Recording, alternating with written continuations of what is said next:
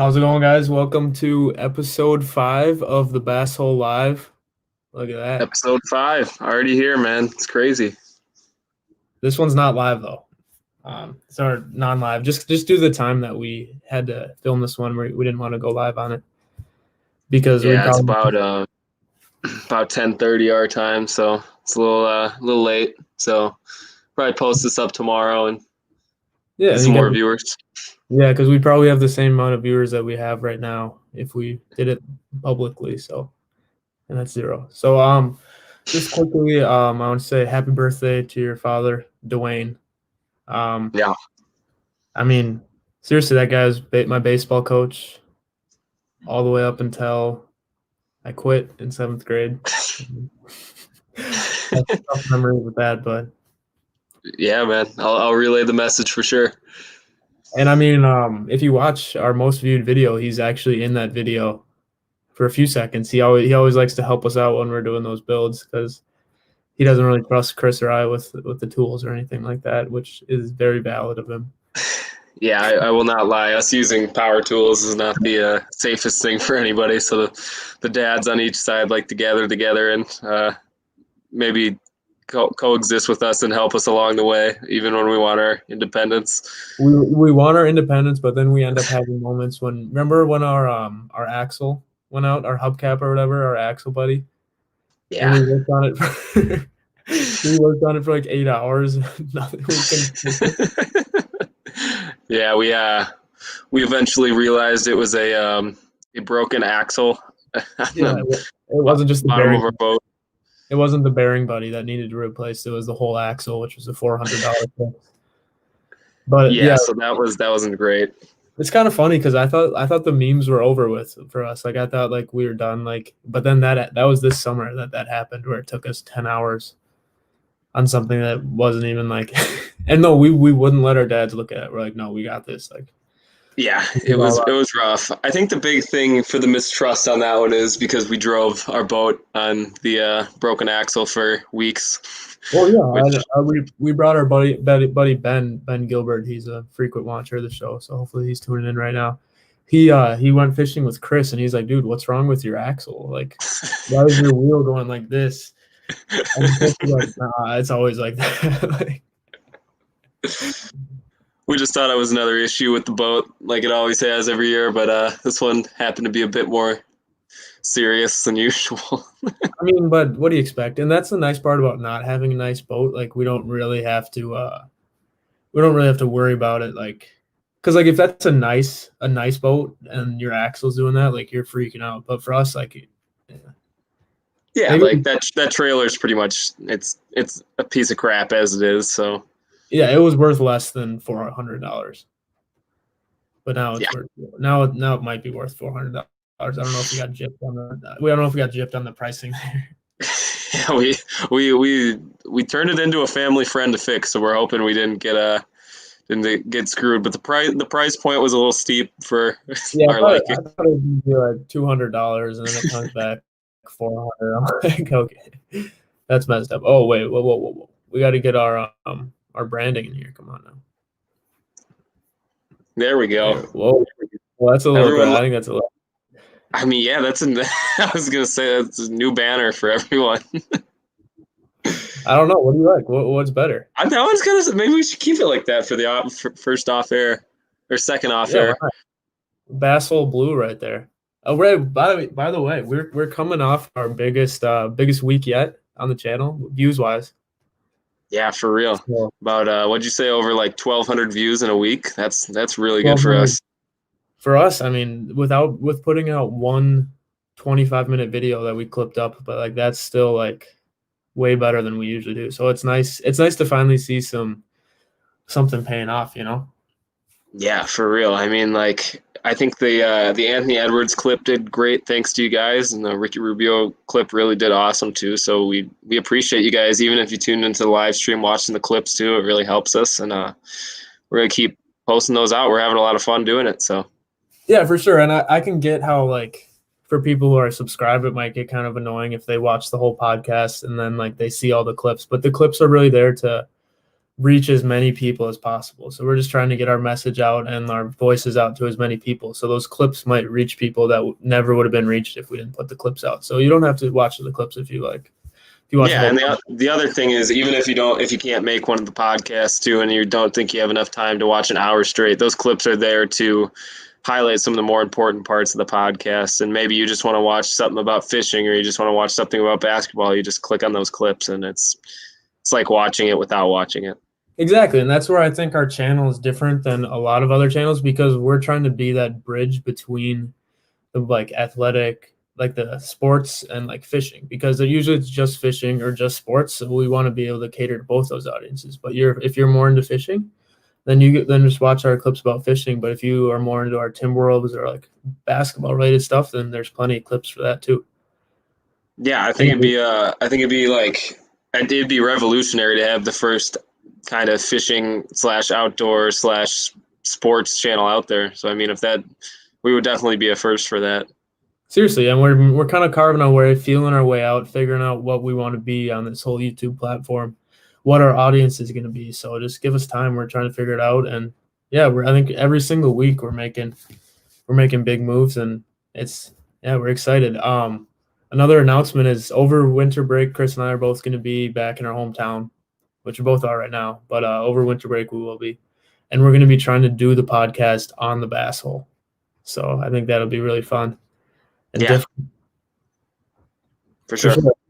And I think we're gonna make a video. We're gonna try to make like a mic's like a little table built into the, not like a temporary table built onto the boat that we can take off obviously when we're going fishing, but we're gonna make a little video building a podcast stand in our 14-foot rowboat. Yeah, that'd be sick for sure. That'd be awesome. I mean, like, yeah, we got a lot of big announcements coming up too. Actually, we have we just ordered our second release of stickers, so those will be, once we get them back, we're gonna be putting those on sale. We have, is it 20, I believe? 20 are gonna be up for sale, numbered editions. You'll get your number out of 20. It's technically our first. It is our first release. Our other ones never actually. Those are unreleased stickers.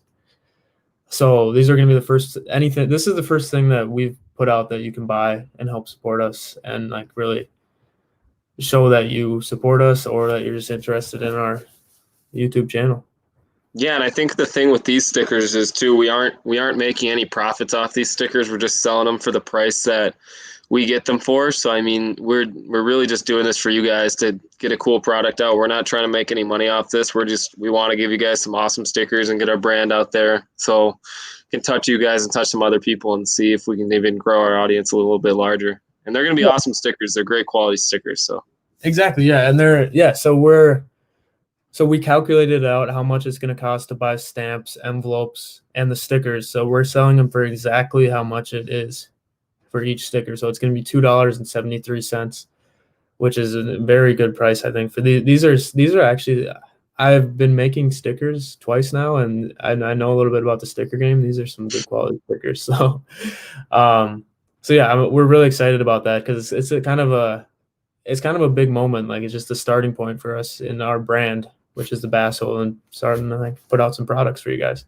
Yeah, for real. I think these stickers, like you said, are really good quality. You can. We had a complaint that the last sticker didn't stay to somebody's car window because we didn't get the waterproof stickers. But this time we got the laminated waterproof stickers. Really good adhesive on the back. You can stick them on your car, boat. You can literally stick these things anywhere. Water bottle. I mean, they're going to be great stickers and they'll last a long time.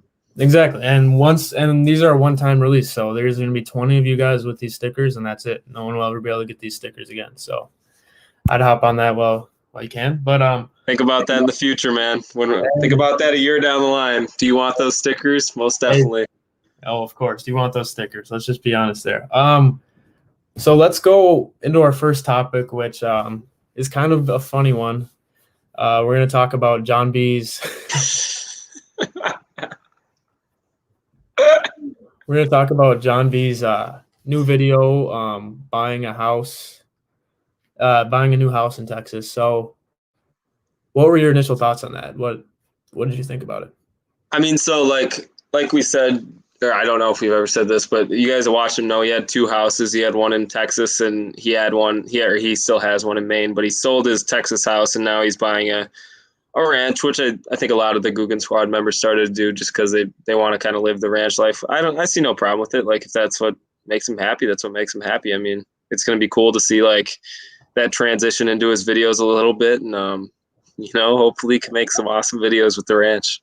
Yeah, I thought it. So John B's been the Guggen that we've really watched throughout all the Guggen stuff. That's kind of the one guy that I've kept watching. Like the other Guggens I've never really watched, but I always make sure to watch John B video if I get it. And I've really liked what he's doing with Camp Claw up there in Maine, and I think that's been super cool. So when I saw him buying a ranch, honestly, I didn't even know he had a house in Texas. If I'm going to be honest, I didn't know what his situation was, but when I saw he bought a house, a new ranch in Texas, I had to watch, and it was super impressive, and it's just kind of motivational to show like what can happen with this whole YouTube thing. Yeah, for real. I mean, this thing can be an absolute life changer. We've seen a lot of guys do this YouTube path, and it's changed their life. So that'd be kind of awesome. But yeah, no, I think that's super cool that he that he made that move for himself. And so Parrot, what are you thinking about Parrot lately? I don't know. Peric's kind of been off the grid. I really haven't heard from him anywhere. I don't know what he's doing right now. We've we actually messaged Peric to try to get him on the show just because we want to actually know and like let some of his fans know what he's doing. But I don't think we've got a response from that email yet, if I'm correct. I've emailed him 7 times. So if anyone who's watching this wants to help us get in contact with Peric, I really think that I think he'd have a good time on the podcast. I think it would be super. I think it'd be super just like down to earth. I think we just let him talk and just like give him a platform to like just be the guy. Because usually when he goes on those Guggen podcasts, he's not the guy. He's the guy that they make fun of. And so we get him on here. He's the guy. He can just talk the whole time. We'll ask him a few questions, but really he can just talk about what he's been up to, how he's doing. And yeah, I think that would be super, super fun. And it'd be a really good guest for us to get on here. Yeah, most definitely. I think that'd be a turning point for our channel for sure. I hope we can shed some good light on his channel and hopefully let everyone know what he's up to, what big projects he got coming up, and it could be really cool. So what he's doing is he bought a conversion van, and he's like a surfer now, and he's just like, he's I don't know what the word for it is when you like just live out of your van. There's a word for it.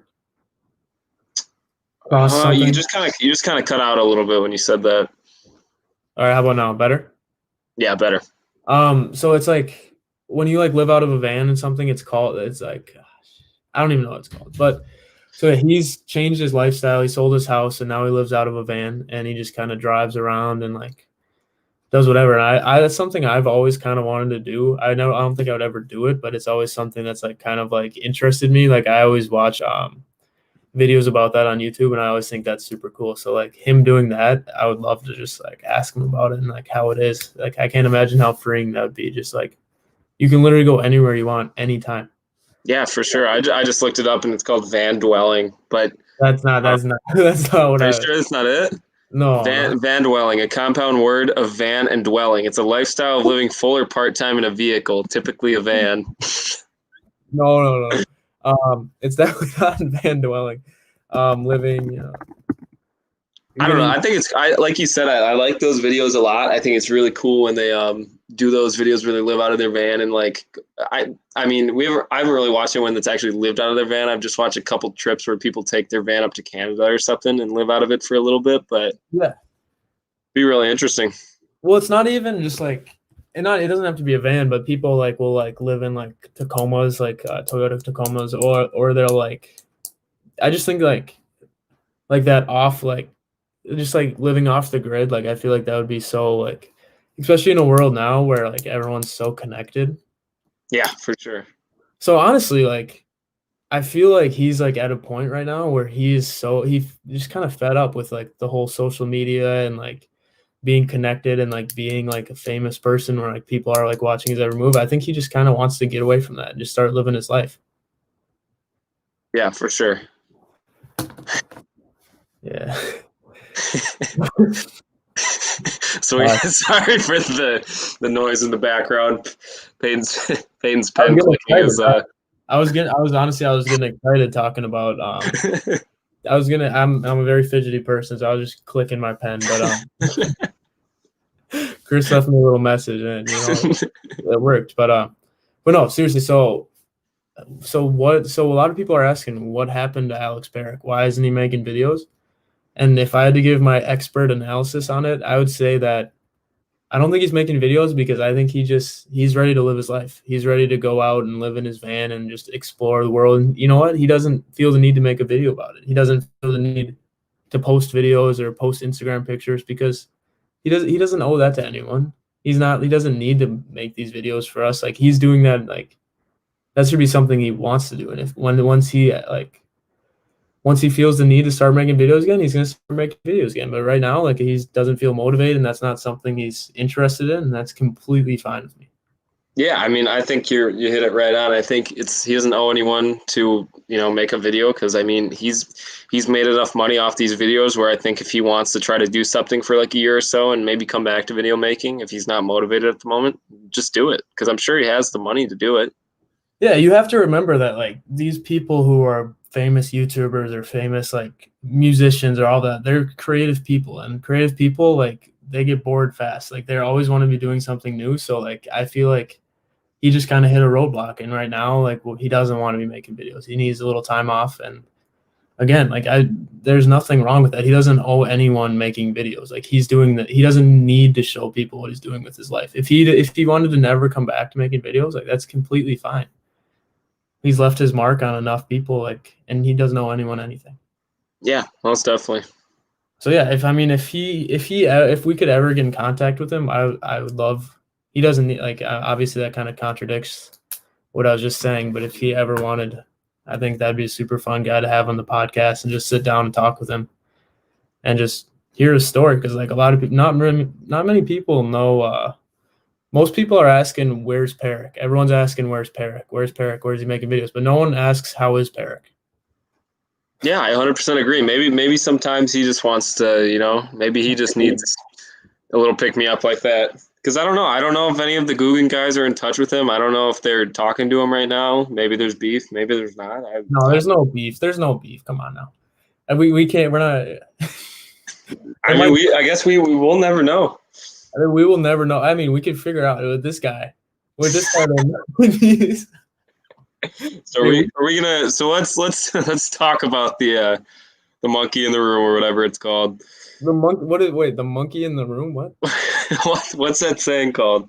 The elephant in the room? No, the elephant in the room. Yes. Well, we obviously we never want to insult anyone like with their love choices or their relationships, but Chris didn't even know that John B had a girlfriend until today, and no, I didn't. He was in for a rude awakening when he went on there and just saw a lot about it. And I mean, obviously we're the boys. Like we obviously are going to feel a little slighted because he's always been one of the guys, and it happens with your friend groups too, though. Like when you have a really close friend group and someone gets a girlfriend, like you're like, all right, it's over. It changes the whole dynamic. So I think like I got kind of caught off guard when I saw the girl on there, and I'm like, wow, like this. He always talked about like never putting a girl on his YouTube or just like leaving his personal life out. So it was like really surprising to see a girl on his page because like I feel like if he's gonna put a girl on his page, then things must be at least a little bit serious. Yeah, and I mean, I honestly, I don't see a problem with it because he's a normal like person like us. It's just like us posting like a picture with our girlfriends or anything like that. Yeah. It was just weird to see because he's more always so just caught off guard for sure. Yeah. And like just knowing that like it never is gonna be the same. Yeah. And I mean, it's kind of selfish of us to be, but I mean, it is weird. It is people have personality changes. I think he kind of went through one over the past year, and I think things changed since when. Like I'd say the prime Guggen squad years was probably like 2017, 2018 when they were just going ham, making a lot of money, Guggen House videos. And I think they're just on different paths now. And, things happen. people meet people, and maybe John found his girl. Maybe he's moving into his new house with her. I mean, Yeah, we don't it's for know. him. He from the looks of that video, and I don't want to be, obviously we don't want to be like trying to analyze this guy's whole life and like exposing his personal life, but it did kind of look like they were moving into that house together. So I mean, for him, like that's awesome. Like he's I don't know how old he is. He's got to be like 25, 24, 25, right? Probably about, yeah, because I don't even know if they're that old. Maybe like, No way, dude. We're 20. yeah, but that's what I'm saying. They're only a couple years older than us, so maybe like 22, 23. No way, no way. Because when I watched Perrick drop out of college his sophomore year, I was a senior in high school, so he must have been about 23. That's crazy to think about that, because I always see them as so much older than us. Yeah, so I mean, they're only a few years older than us. I mean, so and that doesn't matter at all. Like if he found the one when he was 23, then he found the one. I mean, No, it's is what awesome. it is.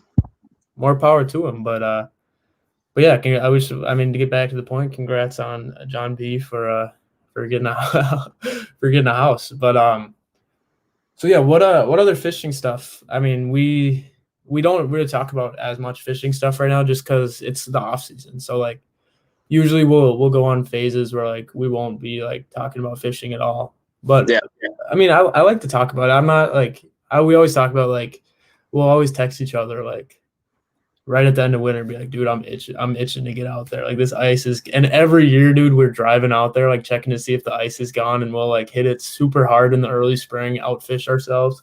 And yeah, then, for sure. So this is kind of like our fishing timeline. So it'll hit the end of usually when we were in high school, it hit about October, and then we'd be like, all right, we're like really tired. We catch like one fish a day. So we stopped going. We put the boat in. Then I mean, like from there on to like midwinter, we really don't even think about fishing just because we're a little fished out from the previous season. Then like midwinter to early spring, we're texting each other 24/7, making That's usually when we make our boat modifications. Is in the spring or early spring, late winter, and yeah, we're just checking the lake, and it's usually always frozen when we go the first time, but. It's always that's the best part. It's the best and the worst part because we know we have to wait a couple more weeks when we see the ice on the lake. no, but I think that'd be a funny like T-shirt, like the boat site, our fishing cycle. It goes like into it, fish out, no talk about fishing, then boat upgrade, check to see if there's ice, and then just Yeah, definitely it's literally the same thing every single year, which is the funny part about it. But yeah, like at this point, we're I'm a little itchy to go fishing. I don't know, because we've been talking about wanting to go ice fishing and maybe putting a video up on the channel. So I'm getting the itch a little bit just because I know if we find the right person to take us, we can catch stuff. Oh, for sure. Ice fishing I would love to do, but I'm honestly thinking about like why not just take a little trip down just where it's warm enough to go fishing for like a day or two. Like we got all winter break. We're not going to be doing anything. I don't know.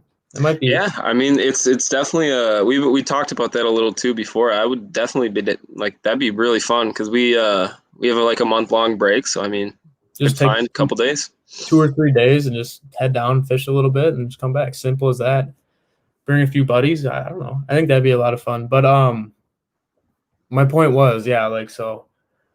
I mean, ice fishing. We're not really we're not really the guys that are going to be talking about ice fishing a lot, but we're going to try to just keep like googling stuff in, just try to talk about a little fishing just to keep everyone engaged. But the real thing in which we've really kind of found our niche with is talking about like the NBA.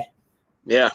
And so we really had a lot of success talking about the NBA draft and like having draft predictions. So after like looking out after the draft, what are like your top three? So we're each going to come up with three, our three winners of the draft. We'll go with our least winner first, and then we'll just alternate, and we'll talk a little bit about it and just have a nice little discussion here. So who's your third winner of the draft?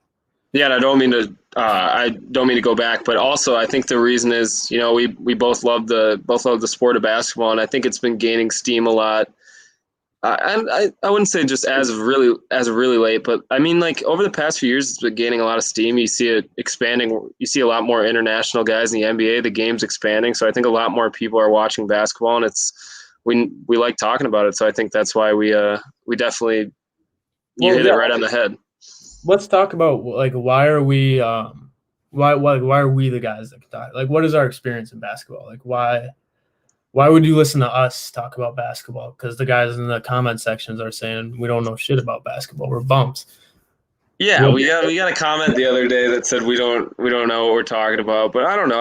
I feel like both of us have played basketball every single year throughout our childhood, and I think we've been going to Timberwolves games since we were really little. So I mean, we've been following this team for years now, and it's a part of us. So I think we were pretty validated to talk about the sport and the team. We have a lot of knowledge on it, so I think it's cool to share our knowledge and talk about things with some other viewers too in the comments. So yeah, for sure. And I think we can bring a different perspective because like I'm not too far out from playing like high level competitive basketball. I was a 3-year varsity player. I started junior and senior year. Like I have a high basketball IQ. Like I bring a different perspective than other people that are going to be talking about basketball. And like for you've always been a big, like huge basketball guy. Analytics, like you always have all the knowledge on the draft, like college basketball. You always got everything. So like, yeah, definitely for sure. So who is your number 3 winner? Like your third winner of the draft? So for my top, we'll start with my third. So my third best winner in this draft, in my opinion, was the Boston Celtics. I thought at the 13th overall pick, they couldn't have done much better in getting Aaron Nesmith, because like the Celtics lineup as it is just so scary. The starting lineup with, I mean, right now it's just insane. You got Kemba Walker, Jaylen Brown, Marcus Smart, you got Jason Tatum, Daniel Tice. Like it's a really deep lineup. Then you go on the bench and you add another shooter like that. Like that's a really good pick for the Celtics. So I think Aaron Nesmith could maybe work his way into the starting lineup now that Gordon Hayward left. But I mean, even coming off the bench as a 6-man and just having a knockdown shooter like that is a huge win for them. Yeah, because so he shot 45% college, correct? He shot 52%. 52 on I think 7 attempts a game. That is ridiculous. Yeah. Well, like shooting is something that translates really well into the NBA. Like that's not something that, because with finishing and like driving ability, like that's something you're gonna have to change when you get in the NBA and you got those elite defenders. But shooting is something that's pretty universal. Like if you can shoot in college, you can shoot in the NBA. If you can shoot overseas, you can shoot in the NBA. I mean, it might be a little bit further back, but if you're a catch and shoot guy, like it's not going to be much of a change for you.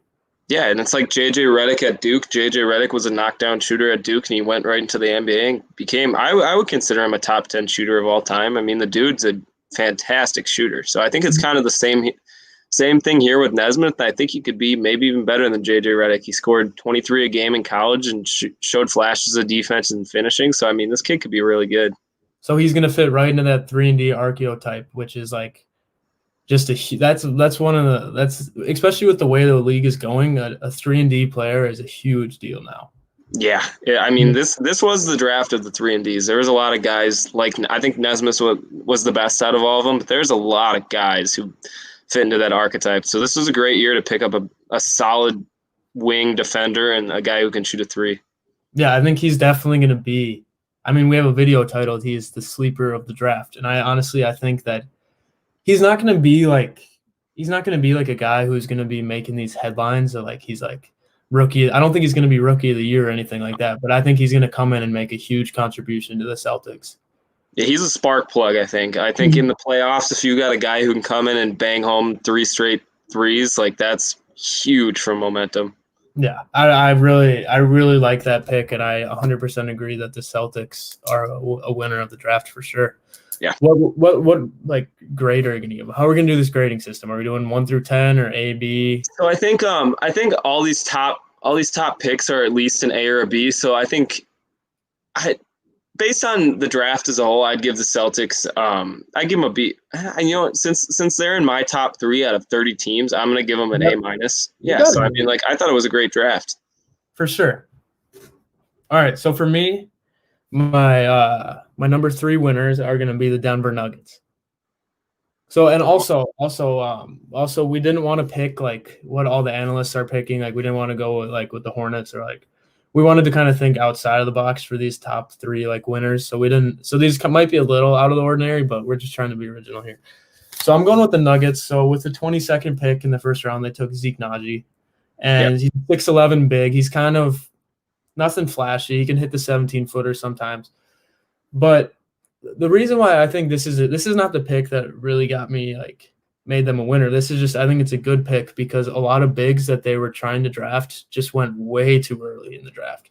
With Jalen Smith going to the Suns, and Yeah, that was tough. I think there was a lot of there was a lot of good bigs in this draft. I think they all just went a lot higher than expected. And then you got Zeke Naji, who's sitting there, who may not be the flashiest guy, but he showed good play at Arizona, and he's actually a Minnesota guy too. So I was just gonna say him. I played him in traveling ball in 8th grade, so it's kind of crazy to see a guy like that go into the NBA. But yeah, I think so. Yeah, he's just. I think it's the perfect fit for them. They didn't.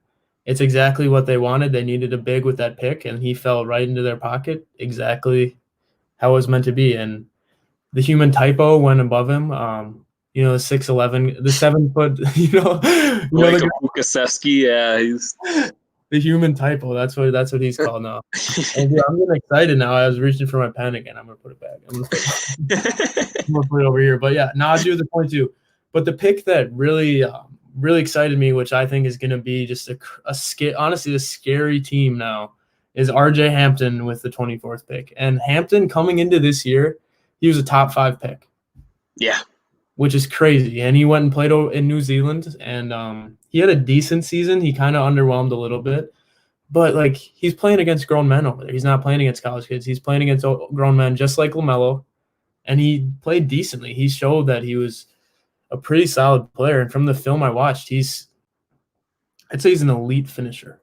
Yeah, I think RJ was a great pick for them. I think obviously he got overshadowed a little bit because both him and LaMelo went overseas, and LaMelo obviously had the better of the seasons, and that's why he went above him. But I think you could look at this as RJ's rookie season. Like you could look at it as his first professional season. So maybe this is his rookie season, and he's coming in the NBA in his sophomore season, and he'll just excel. And I think the Nuggets found 2 guys. The Nuggets are the team of the drafted stash. Like Peyton was telling me earlier off camera, like they draft all these guys. Like they don't have room for ball right now. And I think he's a great player. Like they don't have room to start him because Nikola Jokic is so good.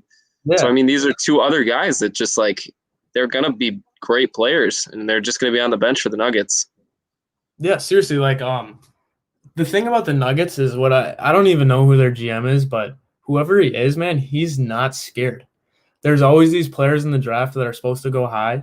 Bol, Michael Porter Jr., now RJ Hampton, and everyone's always scared to take them. That's why they fall due to injuries or it's both of those guys, injuries or just like not performing well overseas. And they always take those guys. And it honestly works out most years.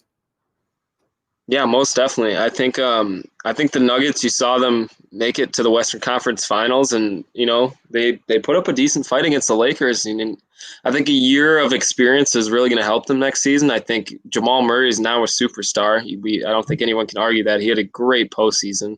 Mm-hmm. Jokic is the best big man in the league by far, in my opinion. I thought you were a Cat guy.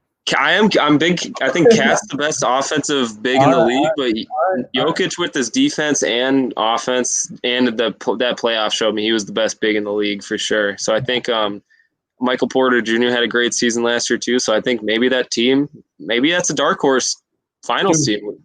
Dude, Porter, like watching Porter's high school highlights, he literally was the next LeBron James. Yeah, he's incredible, and dude, like they have so much talent on that team. I don't know why not. So they already got the 2 stars. They just need one of those guys to step into that 3rd star place, and boom, they got 3 stars. Like that team is scary. That team's really scary for sure. Really scary. So who's your second winner? So my second winner of draft night was the Detroit Pistons, and with the 7th overall pick, they took Killian Hayes, and with the 19th overall, they took Saddiq Bey. Mm-hmm. I think the Pistons at this point just need all talent. They're probably going to go into full rebuild mode. Killian Hayes is really high on a lot of people's draft boards. Actually, Bill Simmons from The Ringer, or heard of him before? Killian Hayes was his number one guy on the draft board. I think Killian Hayes, he was a French prospect, and he scored 14 points a game. He's a lefty, and he has watching his film, he plays exactly like D'Angelo Russell. It's really scary how close they play. And I think in the 19th pick, you get Sadiq Bey. I think was supposed to go much higher, so that's a snag at 19. He's probably him or Vassell might be the best true 3-and-D players in this draft. So I mean, the Detroit Pistons are just in talent acquisition mode, and I think they got two guys who could potentially be cornerstones for the franchise. Yeah, I mean, the Pistons don't have much going right for them right now. Yeah, not at all. Who is Blake Griffin? What's up with him? I don't know. I don't know if he wants to be traded or what, but obviously he's not the future for this Pistons team. Neither is Derrick Rose. So I mean, getting those two guys and probably maybe getting some cap room after those guys get traded or leave. Who knows? Maybe the Pistons could get a bigger free agent next offseason when there's a good draft class, or a good free agent class and draft class. So I mean, who knows? Maybe in the next couple of years they can really turn this thing around with another top pick. I think so. Yeah, I think that they're sleeper winner in this draft for sure, and those are definitely two great picks. And yeah, with the French prospect, I don't know much about him. I watched a little bit of his highlights too, and if he had him at the number one prospect, dude, what if he's the best player in this draft? Killian Hayes. Yeah, this draft is so it's so not top heavy. You're not going to know who the best player in this draft is maybe till 3 years down the road. And I wouldn't be surprised if the top player in this draft didn't go in the top 5. 100%. I might be willing to bet money that he didn't go, that he wasn't drafted in the top 5. Whoever that top player is going to be. Yeah, maybe Jane McDaniels. Hopefully, that's 28th pick. Maybe young KD over there. Young KD. Yeah. So how about you at 2? For 2, so this one, I'm going with the San Antonio Spurs. Yeah. And, so they got Devin Vassell with the 11th pick. And so he's 6'7", 3-and-D, and some say he's the best wing and guard defender in the draft. So you pair that with his great shooting. He's 6'7", but listen to this. The Spurs GM thinks that by the end of they think he's still growing. They think he has the potential to be 6'10". Jeez, man. See, no, that's a real thing I read. He's supposed to be. There's a chance he could get to 6'10", which is ridiculous for a 3-and-D guy. 6'10", he can play the 1 through 4. He can play the 1 through 4. Great defender. And that's such a great Spurs pick. Just a classic. I think the Spurs are just one of those teams that's built around defense and kind of built around Popovich's mentality. And they got guys I think DeJounte Murray might be the best point guard defender in the league. They have a nice shooting guard in Derek White, who's a defender. They have Aldridge, who buys into their defense, and they have a great defense and 3-point shooter in Devin Vassell. That team is going. That's one of those teams that it might not look the flashiest, but that's a team that you've got on your schedule, and you just really don't want to play them because of how pesky and good they're going to be on defense. Seriously, and a lot of Spurs fans. If you're a Spurs fan tuning in, I know that they're kind of upset. They wanted the Spurs to move into that top 10. They wanted them to try to get one of the big men. They thought they were going to try to go up for a Wiseman, because a lot of the top teams didn't want their top picks, like the Timberwolves. And this was the first time that the Spurs have drafted in the lottery in 22 years, I think. Yeah. So out of all the NBA teams, the Spurs had the least amount of lottery picks since the lottery was put in.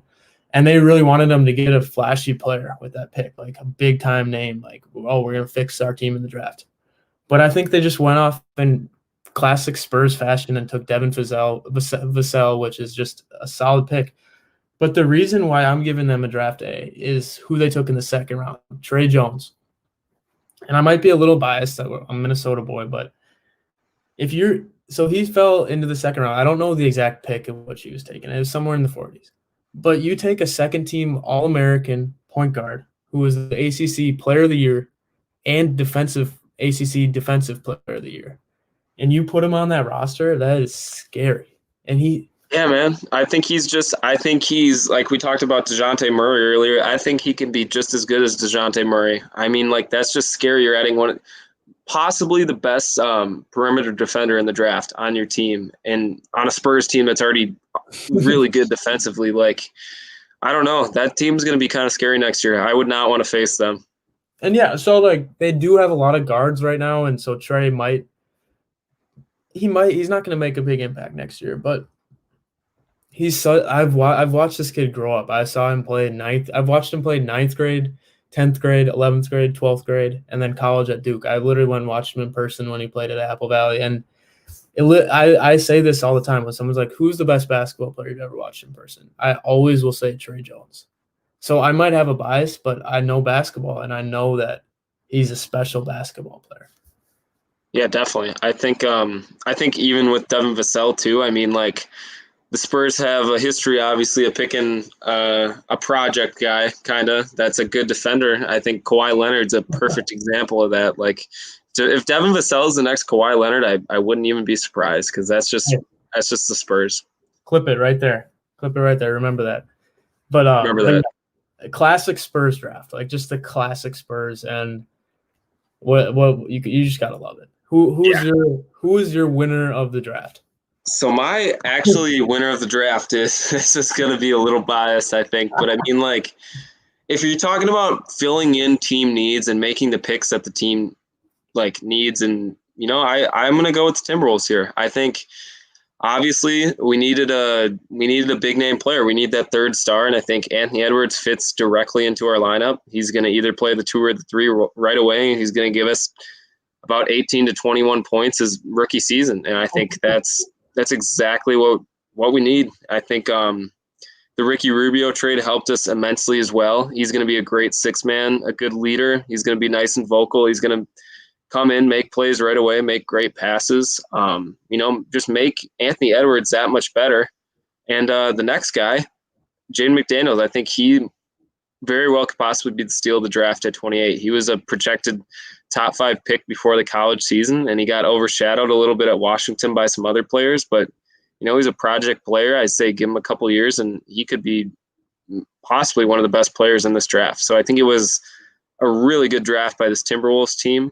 They also signed Malik Beasley on a 4-year, $60 million contract. We'll talk about that in the next segment. But this team's definitely trending in the right direction, and they filled holes they needed in this draft. So I would give them an A. Yeah, I obviously we're both biased, but I was very happy with the draft. And I think I've been reading a lot of draft reports, draft grades. A lot of analysts, their problem with the Timberwolves is that they didn't take any risks. Like they didn't take that LaMelo Ball risk. Yeah. And for me, I just what's wrong with that? Why do you have to take a risk? Why do you have to take the flashy, risky player? Why can't you just take the safe bet and the bet that actually is going to work with your team?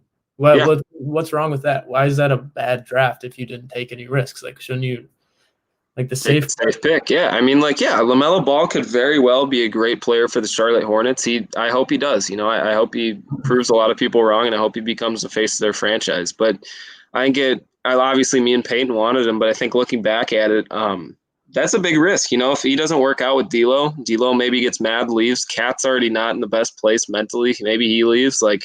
You could blow up that team with maybe drafting him. Seriously, I just don't see anything wrong with taking the safe pick. And you know what? Fine. If they were mad that we didn't take any risk, go to that 28th pick. We took McDaniels, and that is a risk. There you go. There's that risk. Yeah, I think it's one of the safer risks in the draft too. I think he's probably gonna develop his body a little bit, get on the NBA food program, and I have a ton of hope in him. I mean, if I'm gonna be honest though, I have been playing as the Timberwolves in 2K21, and I started McDaniels, and he's kind of a beast in 2K. No, dude, he wasn't. So? No, he wasn't what I was expecting. But obviously, the 2K they messed him up, dude. He's got orange hair in it. Yeah, he does. He has brown hair for some reason when his hair is just black. But they did him dirty, dude. They did him dirty. But yeah, hopefully they'll fix that once he becomes a little bit better. For sure. But yeah, I'm a big fan of the Timberwolves draft, and I'm so excited for this year, man. When is our first game? Well, I know the NBA starts on the 22nd, so I don't know if every team has a game on that day, but we'll have a game before sometime between the 22nd and Christmas on the 25th. So about a month out, like that's awesome. I'm really pumped for this season. Yeah, isn't it? It's going to be such a weird season too. No summer league, no preseason. Think about these rookies coming in, and that's also another thing. Like these guys are going to have such high expectations, but like people just got to relax. Like Yeah, man. preseason. They're normal. Like they're gonna make mistakes their rookie year, and this is gonna be really hard because they're gonna have no time to prepare like a normal rookie. So Yeah, and also like they haven't played college like usually they're coming right off of college basketball season, then they have summer league. They haven't played college basketball in almost a year. yeah, It's been a year since LaMelo last played competitive basketball. And also with this whole COVID thing, it's been hard to get 5-on-5 runs everywhere. So like these guys are going to be rusty. Everyone's going to be rusty. Like even the Timberwolves, it's been a long time since the Timberwolves have even played.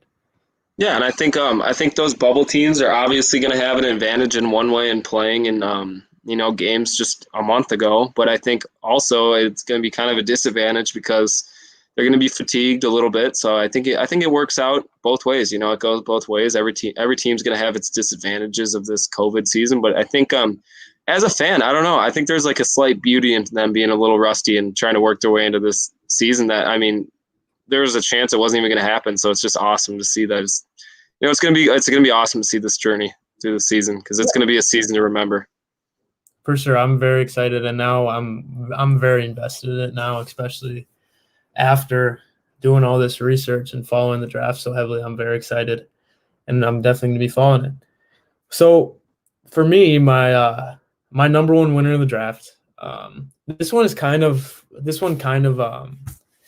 kind of a consensus winner of the draft. I didn't really go far off on this one, but the Sacramento Kings for me, our team that just blew it out of the park with this draft. Yeah, definitely. So on draft night, I was watching the TV, and I'm an Iowa State basketball fan. I've been a diehard Iowa State basketball fan for years, and I saw it was like top 3 prospects. Jay Billis top 3 prospects, no matter what, no matter position, and Tyrese Halliburton was the 3rd highest prospect that he had on the list. And I thought, I was like, all right, that might be a little high, but a lot of like leading up to the draft, I feel like his hype skyrocketed. Wouldn't you agree? Yeah, I think a lot more teams. There's a lot of teams coming out and saying they loved Tyrese. It was a really safe pick to make if you're just looking for a guy who can, make plays for you. Yeah, I think so many people. He really hit a lot of people the right way, and he was projected 5 or 6 or 7 even. But when you're the Sacramento Kings sitting at the 12th pick, he probably wasn't even on their radar. Like they probably didn't even have his name on their book really. Like No, they definitely were not. expecting to cross him off right away. And when he started falling and they're starting to realize like, oh, these teams aren't going to be picking him. Wait, is he gonna fall to us at 12? And he does. That's just the easiest pick of all time, and it's such a great lucky pick for them. And they haven't been. For sure. I think a lot of reasons go into that. I think Buddy Hield wants to leave because he hasn't been taking his coach's text messages or calls. So I mean, there's an open spot to fill at the guard position, and that's literally exactly what the Kings needed. That's what the doctor ordered. So I mean, that's a perfect pick for them at 12. And I think a lot of the analysts nailed it on the head too. They said when they were talking to this kid, he's one of the brightest kids they've ever talked to, and he made them feel like a better person after talking to him. So I mean, like if you're bringing a guy like that in your organization, that's awesome. Like that's an awesome pick for them. Seriously, and he's also a Wisconsin kid. Did you know that? Yeah, isn't he from Oshkosh? Yeah, he beat my older brother used to play, and in his senior year, Tyrese Halliburton when he was a sophomore, he beat my brother's team by like 40 points in his last playoff game. That's so awesome. so I have seen Tyrese play when he was a sophomore in high school, but yeah, just watching him over his, I think he was a sophomore at Iowa State, right? Yes. He was. Okay. So watching him his 2 years at Iowa State, he's a special player. And the thing, he's got a really whack jump shot. Like it looks so weird. He just kind of catches it. Like it's a really awkward looking jump shot, but it is so buttery. Yeah, it goes in a lot, especially his mid range too. He was very well on the mid ranges this year. Mm-hmm. And if you just take a moment to watch his highlights and watch he's a very different player. He plays basketball differently than it just his his body movement is just it's kind of different, but like the way I just feel like it's going to be successful. It's not like he's not athletic. He's sneaky. He uses his body well. He's a special player. And you're describing I was literally going to link it to someone else. I'm not saying he's going to be this player at all, but I think Luka, when he came into the league too, everyone was saying he wasn't really that athletic and he couldn't make a play for himself. But him and Tyrese move a little methodically at times, but they do it strategically to get to certain spots on the court. And I think there's a lot of similarities with that, with their playmaking and their decision making. So I'm not saying he's going to be the next Luka Doncic, but there's definitely similarities in how they think about the game. Yeah, he's just a special player. He's a special passer. He does have a little Hollywood to him. He's very flashy, and he's always celebrating. He's just kind of a fun player to watch. He's kind of obnoxious sometimes, but like if he's on your team, you love that. Like he'll make a three and he'll be on the phone after. Like it's just hilarious. And he's just kind of he's a great guy, and like I would love. And the thing is, he's also just a perfect fit with De'Aaron Fox. Yeah, for sure. De'Aaron Fox he's a scoring point guard. He's not a pass first point guard. And so like he can play a little bit off the ball. And you put Tyrese and him together, I feel like they're just the perfect combination. Tyrese can spot up and shoot. He can make plays for Fox. Like I think that it's one of the best draft picks in the recent years. Yeah, for sure. I definitely agree. That's got to be one of the best fallers for sure. And also with the 40th pick, they got Robert Wooder II from Mississippi State. He's 6'7". He's another 3-and-D guy. He's not really like he's kind of, I don't know if that was the best pick, but it was a good pick. He's kind of an energy guy. He's like he's more of a project player, but I think he could end up being a solid NBA player. But the pick that really stood out to me was at 43. They got Jaheim Ramsey. Oh, yeah. He was Big 12 freshman of the year last year. He's got blonde hair. He's African-American with the blonde hair. And he averaged 15 points and 4 rebounds as a freshman. Yeah, and he shot very well from the three-point line too, didn't he? Yeah, he's so athletic, dude. He's such a good scorer, and he's a very good shooter. And like just adding that prospect so late in the draft is I mean, for sure. I think the Kings are like a lot of teams in the lottery where they just need to add as much talent as they can. And I think especially with him, adding a shooter, maybe hopefully he starts for them, maybe off the bench. I get a little scared of those Texas Tech players though, being a Timberwolves fan. Jarrett Culver coming out of Texas Tech. So hey, give him a break though. I haven't given up on him yet though. I like Jarrett a lot, so I hope he has a good sophomore comeback. Hey, it's crazy how fast fans turn on these players. He didn't even have that bad of a year. I think he didn't. He's a good defender. I think if he improves his 3-point stroke and just his shooting in general, I think he can be a good player. I think it was just the fact that Gerson traded up right away at 6 to get him, and I think we definitely got to give him a chance though this season for sure. You got to give him a chance, and just give him a shot. I mean, there's learning curves. He didn't even get a full season. Yeah. Just give him – I mean, I'd love to see him this year. Maybe a little bit less pressure because he's not the guy that everyone's worried about. There's a lot of people giving up on him. Maybe give him that motivation. He's had this long offseason. He was a phenomenal player in college. They made it to the Final Four when he was the star of his team. Like, he's a great player. He knows the big moment. Definitely. And, no one's talking about him. So this is the perfect time for him just to kind of sneak up out of nowhere and surprise everyone. But he's not surprising me because I believe in him. Yeah, for sure. I think the draft this season in part didn't make a consensus pick because there was no March Madness, in my opinion. Because players like Jarrett Culver wouldn't have even been in the top 10, I don't think, without that March Madness. Oh, for sure. Like when we were talking about it, when we were doing draft previews, I didn't even know who half these guys were, and I usually follow college basketball. But I didn't even know who these guys were because the Final Four, and that's when everyone gets into basketball. That's when college basketball is literally the top of all sports is during March Madness. And if that doesn't happen, they don't even get a chance to show their true colors. Like Ja Morant, dude. Yeah, March Madness did a really good thing to him. I mean, he probably was going to be a top 10 pick, but I don't know if he would have been the second overall pick and had his name out there like that if he didn't lead Murray State to, was it the Sweet 16? Yeah, and he played so well in those games. Yeah. That was the first time I ever saw him was in March Madness. Yeah, for sure. And yeah, so I feel like so many of these players, like Obi Toppin, who went to the Knicks, like if he would have had the full March Madness, I think he would have been higher. There's no way he would have slid to 8.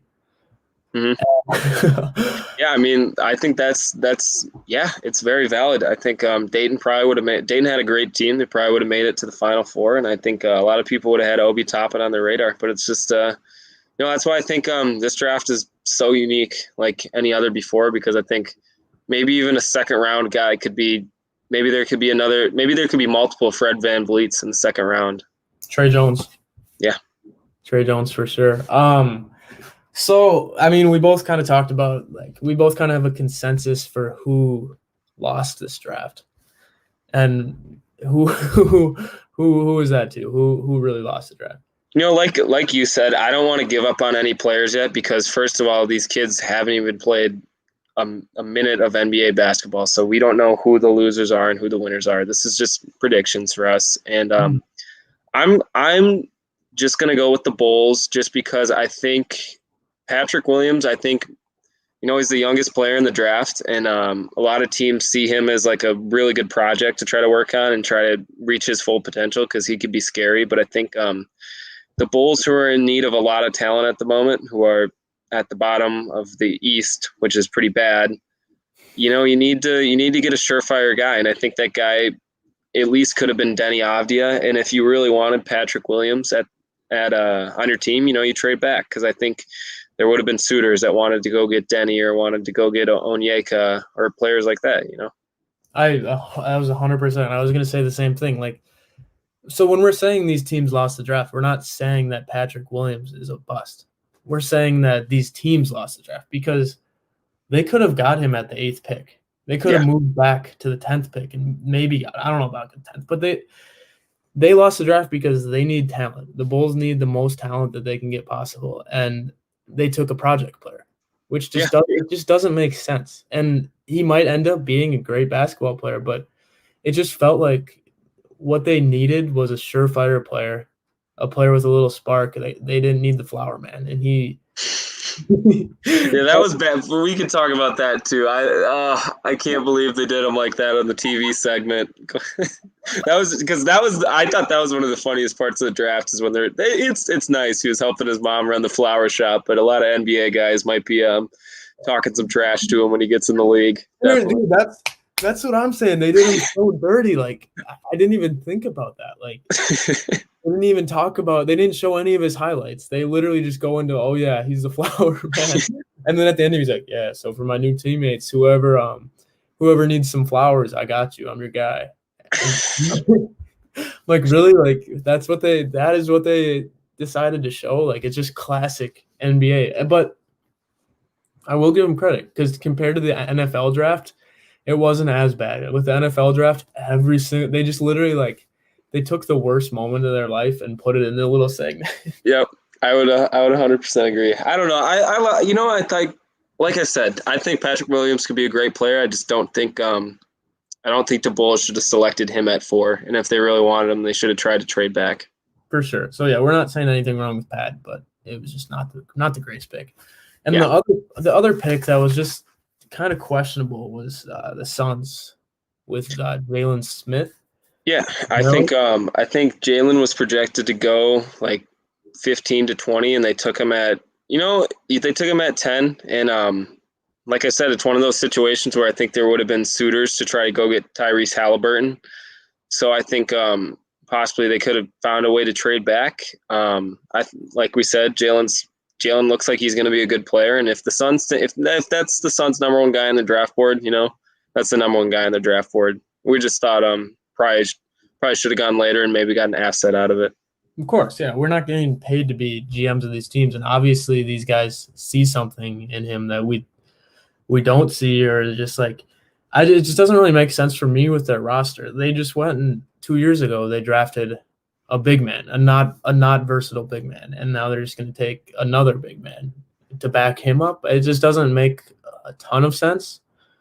But They are this. The Suns are getting scary. So I mean, why not build up that bench a little bit? They're starting to become look like a pretty good team.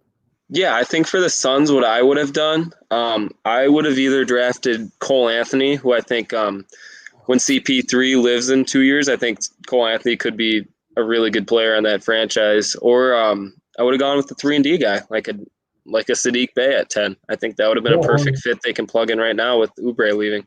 yeah, or Vassell. Yeah, or Vassell. They could have Vassell, or just take Halliburton. Why not?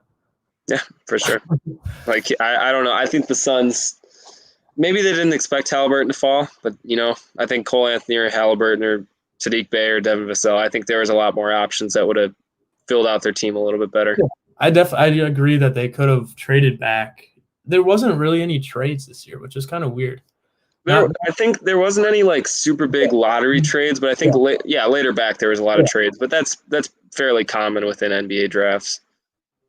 Really, there's not usually as many like upfront trades. No, there's not huge lottery trades. So I mean, yeah. I expected some lottery trades this year. I wouldn't have been surprised if the Timberwolves would have traded or the Warriors would have. So exactly, that's what we were waiting for, and yeah. So, I mean, those are our winners and losers of the draft. I'm honestly looking forward to next year's draft already. Like, yeah, I am too, man. We'll have to this next year's draft is going to be pretty insane from what I've been hearing. I mean, there's a consensus number one pick this year or this coming draft, unlike the last one, and Cade Cunningham at Oklahoma State. No way, really? Yeah, he's 6'8" point guard. He looks really good. You think he's a consensus already? That's what everyone's saying. I don't know. He played on Montverde, which is the team Ben Simmons and D'Lo played on. So I mean, I was looking at some of his highlights. He looks insane, man. When Halliburton played on Team USA, he was on the same team as Cade Cunningham. Yeah. So, but we'll have to see though. A lot can change. We'll have to see, and we'll definitely be keeping you guys updated on that. So you said we're gonna touch on this later. So Malik Beasley, is he your guy? What do you got? Malik last year we got him in that 4-team trade with the 12 players, that humongous trade that sent like Robert Covington to Houston, Clint Capella to Atlanta. We got a couple players from Denver. We got Malik Beasley and Wancho, both of which started for us last year. And Malik Beasley before COVID stopped the season, his 14 games with the Timberwolves, he averaged 20.4 points on over 50% shooting from the field, and I think it was 43% from the 3-point line. I think that's an absolute steal. It's one of those Nuggets players that kind of got lost in the rotation, and signing him and locking him up, because the Timberwolves, let's be honest, they need shooters.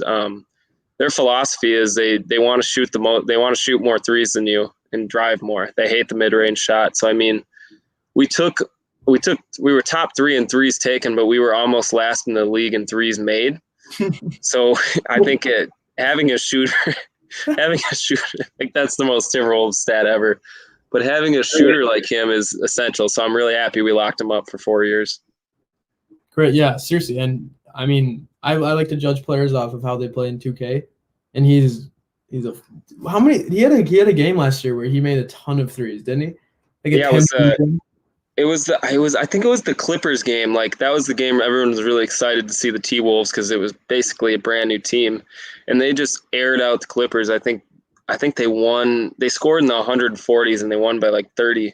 And Malik Beasley was a huge part of that, because he was just draining 3 after 3. So I mean, I was really excited. Yeah, I think that he's pretty young too. So it's kind of like he's a player that people don't. He hasn't really reached his full potential yet. So I think locking him down for that 4 years, and that it wasn't that expensive of a player to get in this. No, I mean, $15 million for a player who's going to be our, starting shooting guard and one of our main scoring options this year. That's completely fine. Exactly. So I'm super happy about that. But the thing that some people are just kind of questioning about him is his he's got some interesting legal issues. What do you guys say about that? Yeah, so I mean, Malik Beasley over the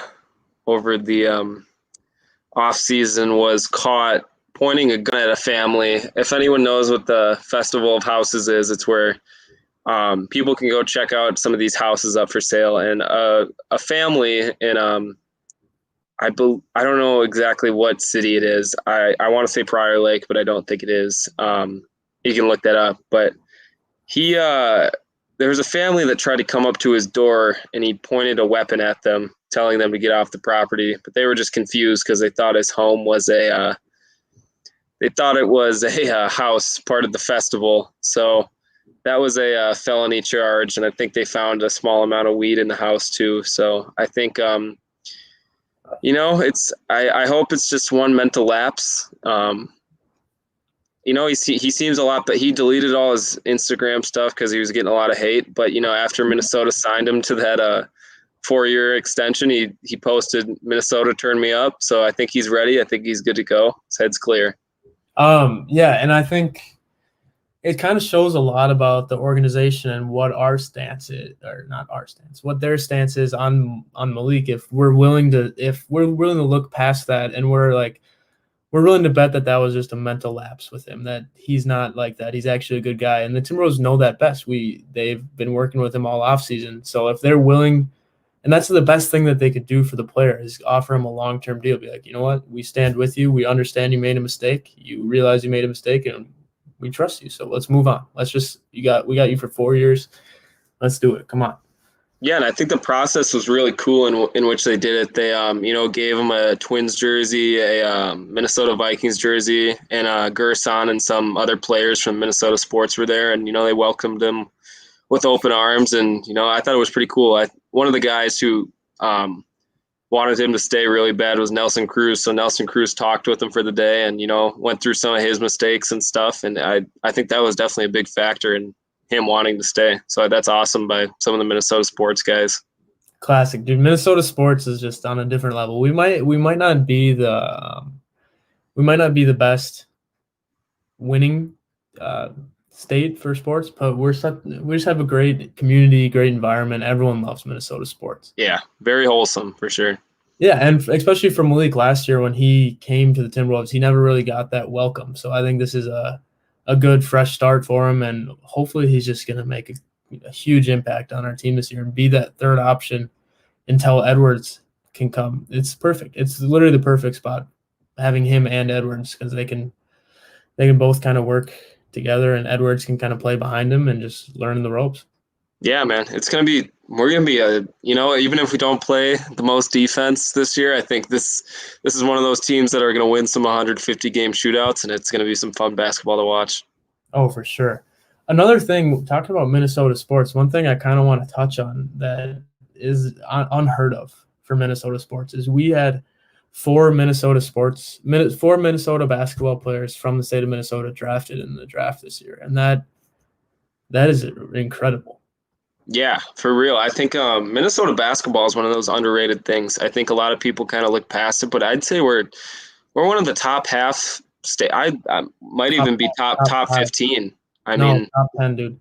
Top 10 for sure. There's a lot of great Minnesota basketball players. So I think it's a state that's on the rise, and then there's a lot of kids like you see Chet Holmgren coming up in the ranks. He's probably gonna be the number 1 overall draft pick in 22, I think. So that's awesome to see. Well, yeah, and even Jalen Suggs, like one of the number 1 in college basketball freshmen next year. He was the number 1 football and basketball player in our state. So you got Jalen Suggs, and then now this year and in the draft, like Tyrell Terry, like he's from Minnesota. Like many people didn't really know that, but then we got Oturo and Zeke Naji, and then Trey Jones. Like that's awesome for Minnesota basketball to see the way our state's going, and finally just to get some recognition for that is awesome. And hopefully we can start keeping these kids in state. Because I mean, you'd like to, even if it's not Minnesota, you'd like to see a couple more kids go to Minnesota or even Wisconsin or Iowa. I mean, a lot of these kids go to big top programs, so I think it'd be nice to see them stay in the Midwest and see what they can do with the team out here. Of course, and I saw a statistic that this was like the first year in a long time that no Duke or Kentucky players were drafted in the lottery. Yeah, and I honestly I don't know about you, but I thought it was pretty cool to see that. Like kids in those little schools, I think that's awesome to see.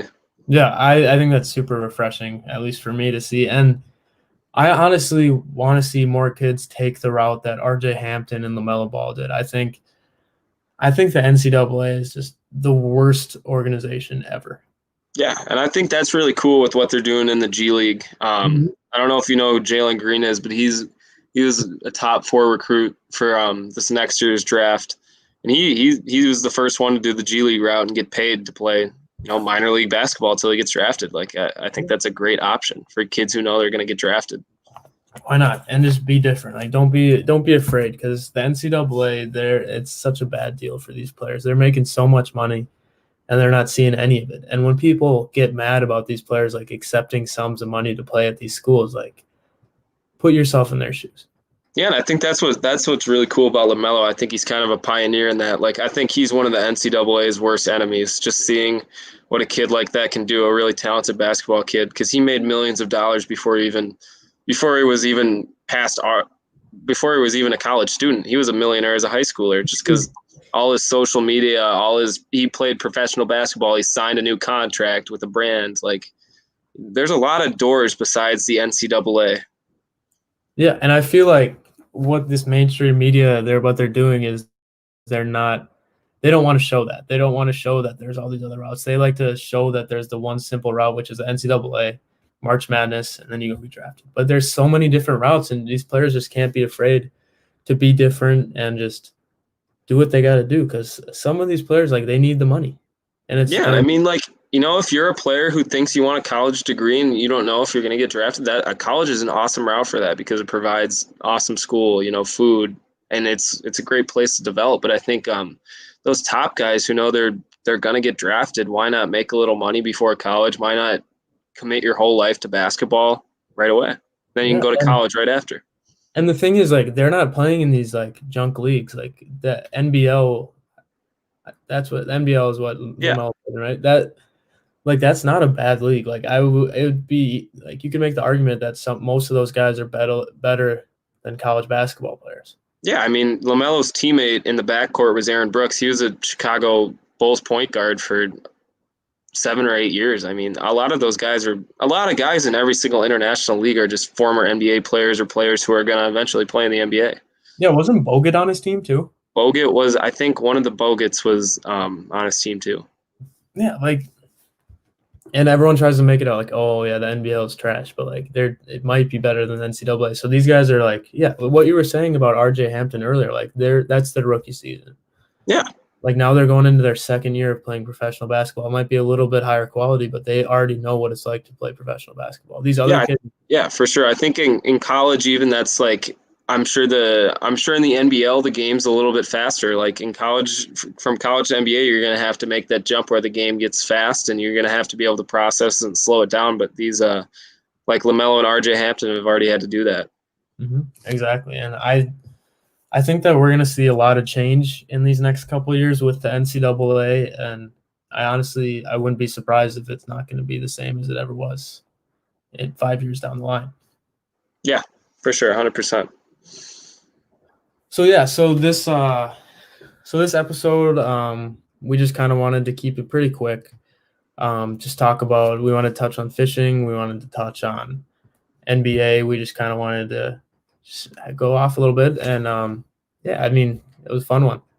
Yeah, definitely was a really, really awesome episode. We touched on the stuff we needed to touch on, and we'll definitely see you guys again next week for episode 6. And I hope you guys have a great Thanksgiving. Stay safe, don't travel too far. Yeah, and have a good one, guys. We'll see you guys next week. We'll see you. All right.